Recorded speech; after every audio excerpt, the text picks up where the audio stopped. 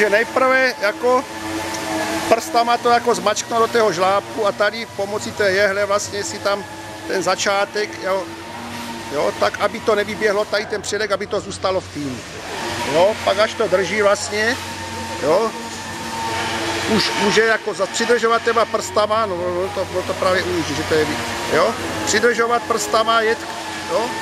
a to jehlo zatím a pěkně jako to se snaží jako, jo, a pak to, jo, a ještě teda ukážu ti jako potom ještě dál zase jak pokračovat, jo, tak zase zmačknout si to těma prstama, přidržet, tady si tak jako trochu se tak vrátit, chytnout si to, tu jehlu a zas, jo, aby to nevyjelo a zas jako jet, jo, až, jo, to záleží jako na rutině, jak to dostanou do ruky, no. Jo, aby